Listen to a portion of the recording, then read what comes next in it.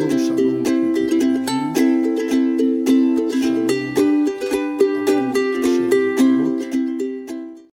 Shalom, shalom, peuple de Dieu.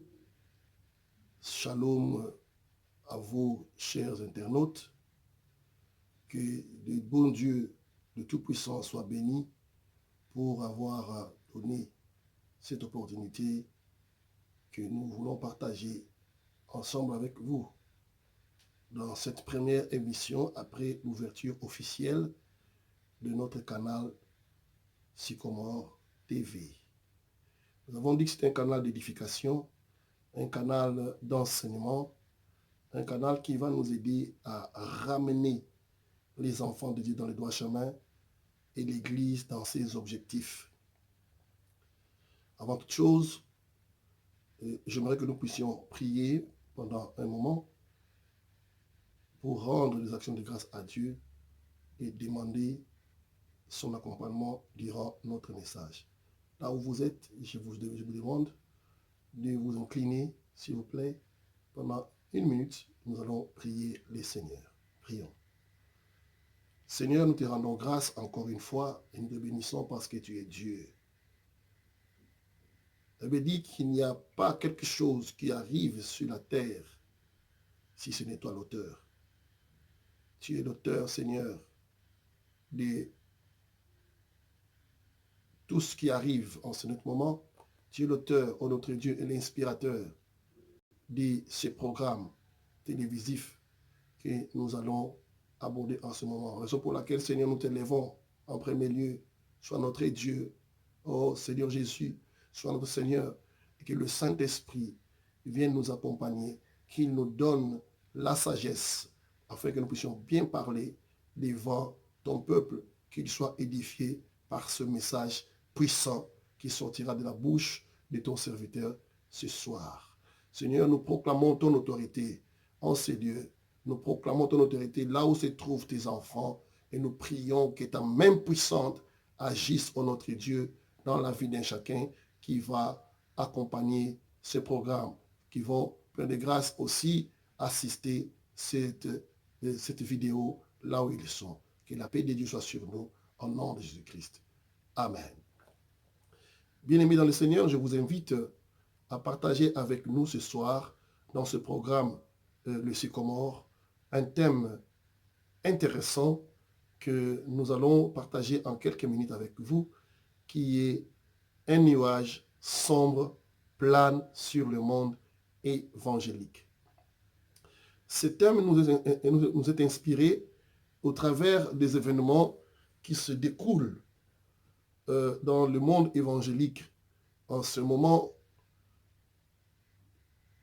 ici dans le monde, et particulièrement dans la République démocratique du Congo, qui est considérée comme un berceau de l'évangile au niveau de l'Afrique, pourquoi pas dans le monde.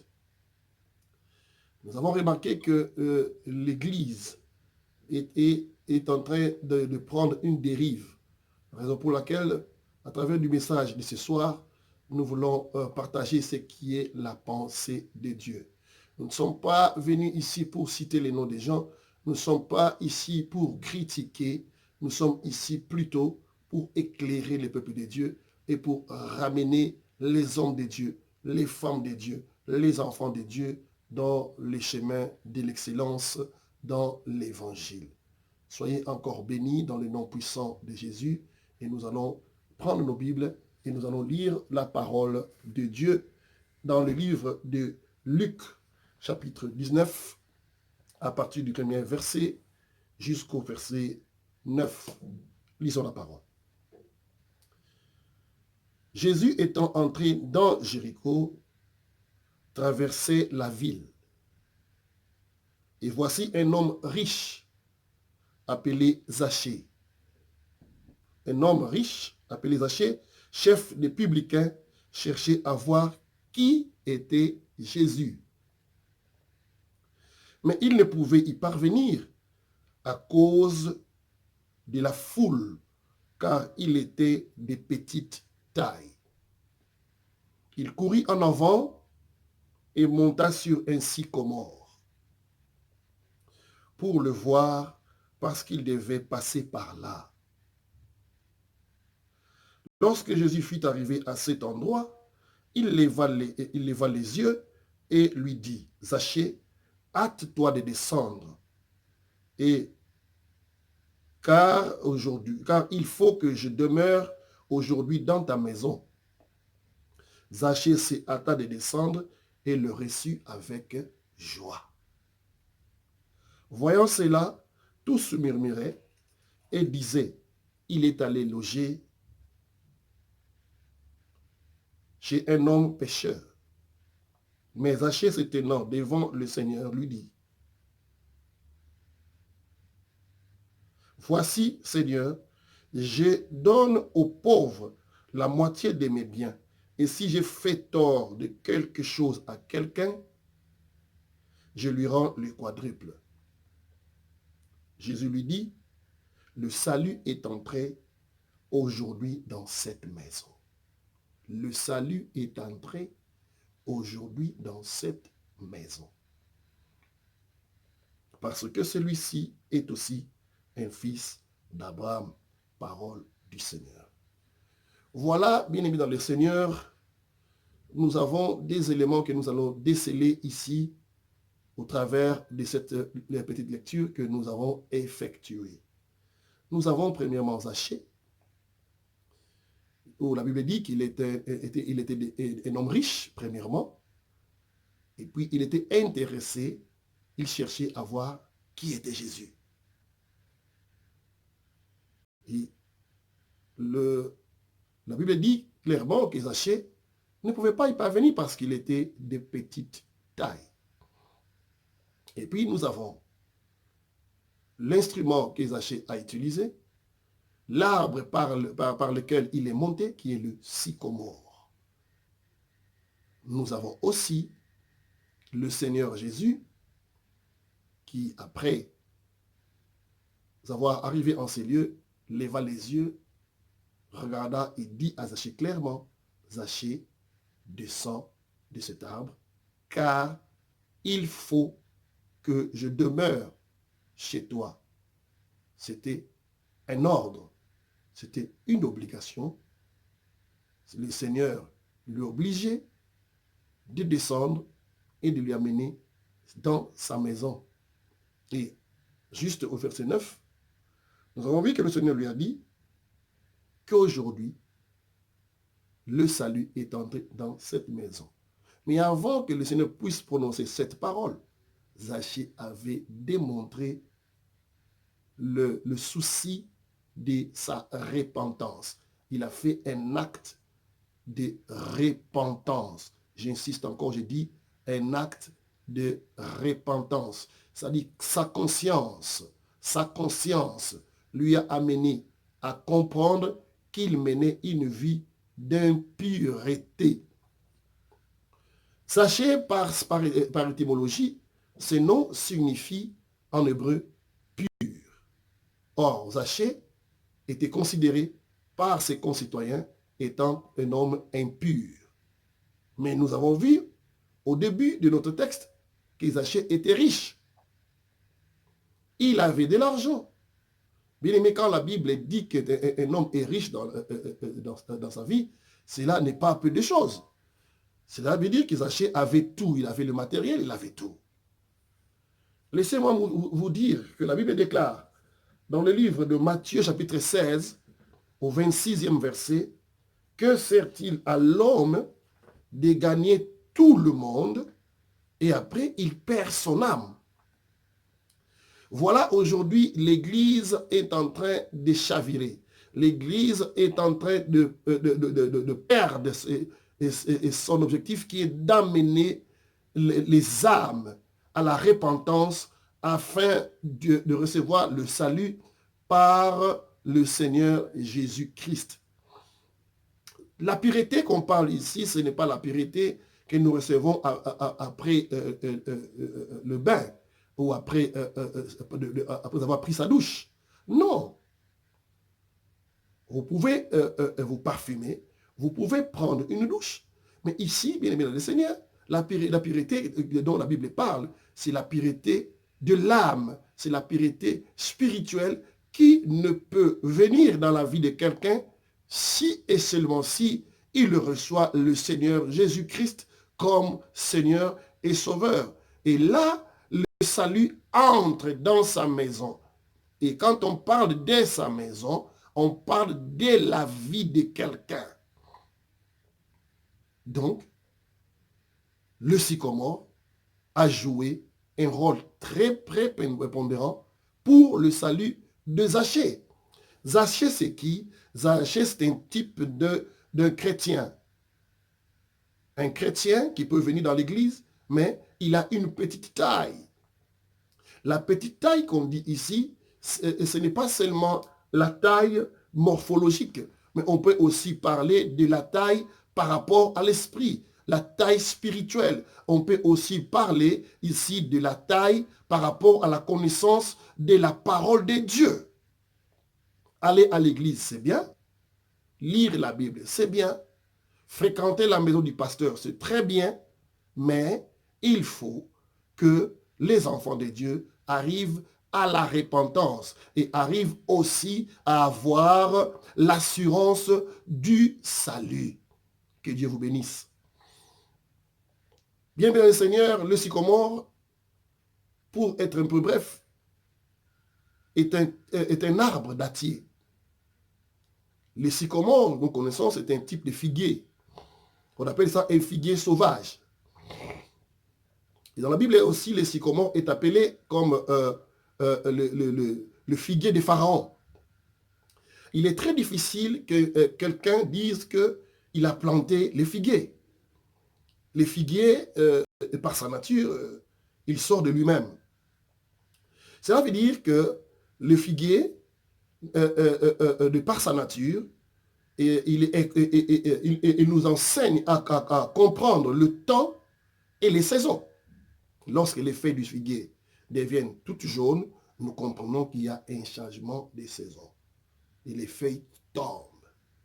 Et lorsque les feuilles du figuier commencent à devenir vertes et il y a de nouvelles feuilles, là nous comprenons aussi qu'il y a un changement de saison. Que le Seigneur soit loué. Voilà, nous voulons parler un peu du figuier qui est le sujet essentiel que nous allons aborder pendant ce moment, cet instant que nous allons partager ensemble. Ici, nous voyons que le figuier est un type d'un serviteur de Dieu. Parce que c'est Dieu qui établit les serviteurs de Dieu dans chaque quartier, dans chaque région, dans chaque pays, selon sa volonté. C'est lui qui envoie et implante des ministères et des ministres. C'est lui qui met des églises locales là où il veut. Mais qu'est-ce que nous avons remarqué en ces derniers temps? Bien, le Seigneur, nous sommes en train de courir vers le temps de la fin. Et nous tous, comme enfants de Dieu, nous tous, les hommes spirituels et les femmes spirituelles, nous sentons que l'heure est grave. Nous sentons comme une femme enceinte, lorsqu'elle arrive à terme pour donner vie à un enfant, nous sentons que le monde est en train de gémir. Et quand le monde est en train de gémir, cela veut dire que le Fils de Dieu, Jésus-Christ, est proche de nous. Et nous avons noté que pendant ce moment, l'Église est en train de traverser une crise. Les hommes de Dieu sont en train d'oublier l'objectif primordial qui est dans le livre de Matthieu, chapitre 28, le verset 18 jusqu'en bas. Là où le Seigneur dit, allez et faites de toutes les nations les disciples, ainsi de suite. Nous connaissons ce passage biblique. Bien-aimés dans le Seigneur, le figuier, je disais il y a peu, que c'est un type de serviteur. Et il est aussi un arbre dattier.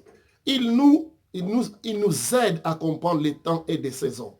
En ce net moment où nous sommes arrivés, les hommes de Dieu sont appelés à rentrer dans des bases. Nous sommes appelés à rentrer dans la ligne droite, afin de servir comme des figuiers, que les enfants de Dieu arrivent à comprendre l'heure où nous sommes. Et nous devons, bien aimés, Enseigner les enfants de Dieu. Parce que la taille spirituelle, la taille de la connaissance s'accroît ou grandit quand il y a une parole saine. Là où on prêche Christ comme Seigneur et Sauveur, les gens grandissent et arrivent à avoir une rencontre spéciale avec Dieu. Voilà que Zachée avait tout. Il avait l'argent, mais il avait une mauvaise réputation. Sa conscience n'était pas tranquille parce qu'il savait qu'il avait des problèmes avec des gens, parce qu'il savait qu'il gagnait l'argent illicitement. Il avait besoin de la paix du cœur. Il avait besoin de la pureté de l'âme. Il avait besoin du salut. Il était fils d'Abraham. Parce que c'est dans Abraham que nous possédons la terre. Mais c'est par Jésus-Christ que nous possédons le royaume des cieux. Et la Bible dit ceci, cherchez premièrement le royaume des cieux et le reste vous sera donné par-dessus. Mais aujourd'hui, nous avons remarqué que les hommes de Dieu qui sont des sycomores ont oublié leur rôle, qui est d'enseigner la parole de Dieu dans sa totalité, afin d'accroître le peuple de Dieu et les amener à la repentance, les amener à une rencontre spéciale avec le Seigneur afin de recevoir le salut. Aujourd'hui, les hommes de Dieu, permettez-moi que je vous le dise, sont dans une distraction totale. Ils se sont plongés dans des scandales et beaucoup d'enfants de Dieu sont déviés. Les gens ont commencé à perdre la foi. Ils ne savent plus à quel saint se confier. Pourquoi? Parce que nous avons amené l'évangile qui est contraire à la pensée de Dieu. Nous leur présentons plus le matériel. Les serviteurs aujourd'hui, les serviteurs de Dieu aujourd'hui prêchent plus le matériel que le ciel. La Bible dit aspirer aux choses d'en haut. Parce que quand on monte spirituellement, on s'approche de Dieu. Raison pour laquelle Christ, lorsqu'il est passé par là, il a vu Zachée au-dessus du sycomore. Souvenez-vous bien, bien le Seigneur, que la Bible déclare dans le livre de Matthieu, si j'ai bonne mémoire, c'est dans le livre de Matthieu chapitre 21. C'est dans le livre de Matthieu 21, à partir du verset 18 jusqu'au verset 20. Jésus était en train de passer dans une cité un jour et il est arrivé dans un coin où il regarda un figuier. Il regardait le figuier non pour voir les feuilles du figuier, mais il regardait le figuier pour voir les fruits, les figues. C'est ce que Dieu attend de nous, les hommes de Dieu. Dieu attend de nous que nous puissions donner du fruit. Zachée était un type de fruit du figuier, du sycomore. En lingala, on dit ceci.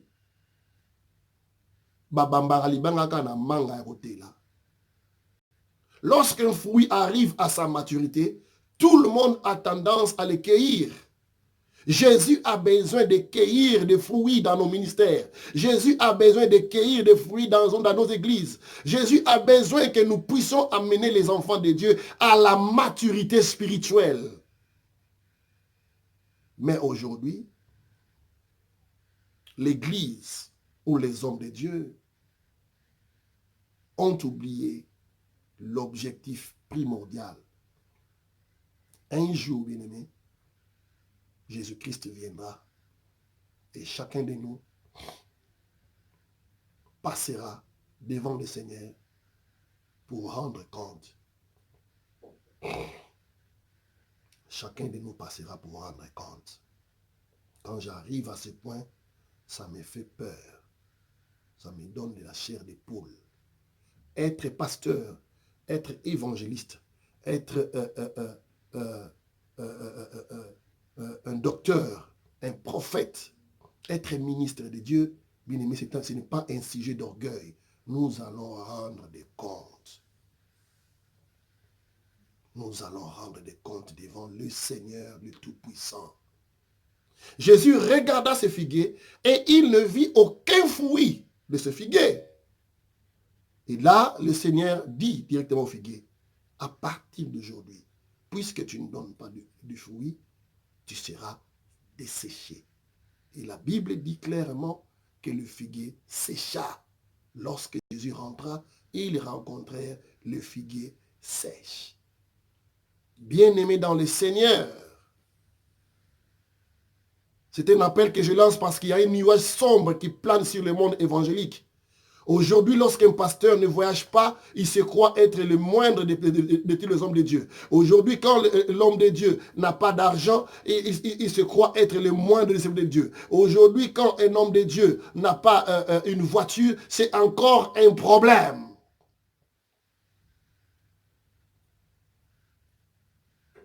Les gens sont focalisés au matériel au lieu d'être focalisés au spirituel. Et les enfants de Dieu sont là, comme des fanatiques, comme dans un club. Nous ne voulons pas former, bien-aimés dans le Seigneur, les fanatiques des pasteurs. Mais Jésus attend de nous que nous puissions donner des fruits, que nous puissions former les disciples de Jésus-Christ.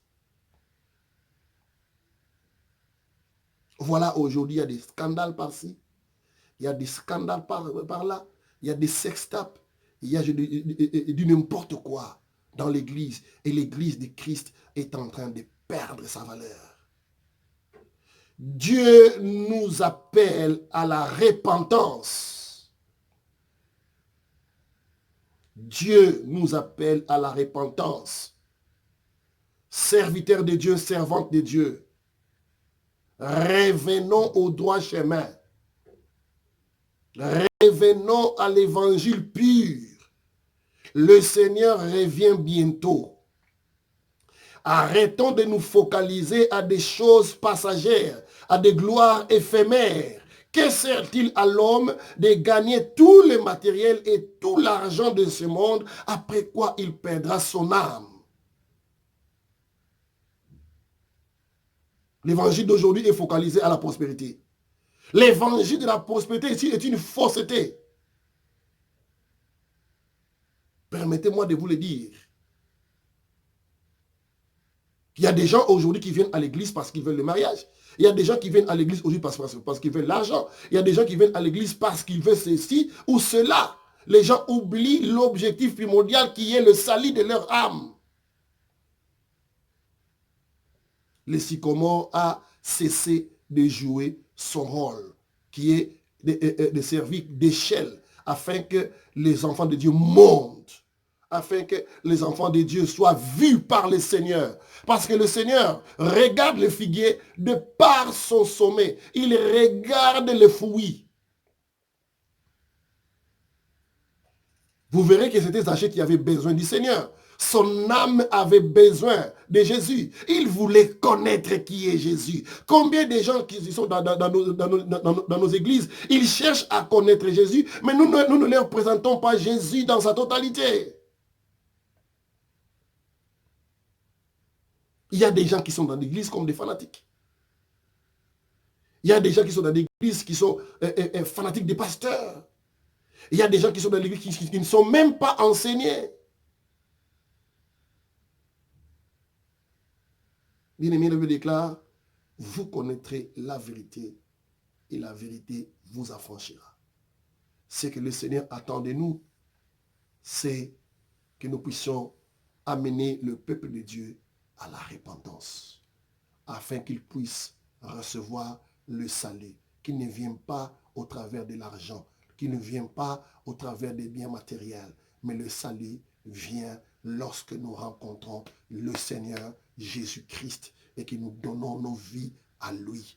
Là, notre conscience se transforme. Nous devenons un être nouveau.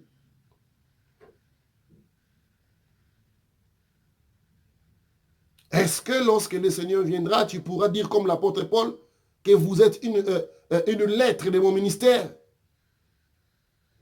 que vous êtes les champs de Dieu. Aujourd'hui, il y a des hommes de Dieu qui sont focalisés dans des voyages, ils sont focalisés dans des choses, le matériel, ils sont focalisés à l'argent. Ils ne travaillent plus pour le royaume, mais ils travaillent pour leur ventre. Bien-aimés dans le Seigneur, Dieu nous appelle à la repentance. Il nous donne encore le temps de nous repentir, comme il est écrit dans le livre de Luc, chapitre 13, les versets 6 à 9. On venait pour couper le figuier, mais le gardien a dit, laissons-le. Peut-être encore cette année, il donnera des fruits. Donne du fruit dans ton ministère et Dieu va te bénir. Repends-toi. Si tu étais tombé, relève-toi. Continue la marche. Jésus revient bientôt. Soyez bénis, chers internautes. Si ce message a été une bénédiction pour vous, abonnez-vous, likez, commentez. Ce que je vous demande, que nous puissions prier pour l'église de la RDC, pour l'église de l'Afrique, pourquoi pas le corps de Christ dans le monde. Que le Seigneur vous bénisse abondamment dans le nom de Jésus-Christ. Amen et on se voit à la prochaine. Shalom, shalom.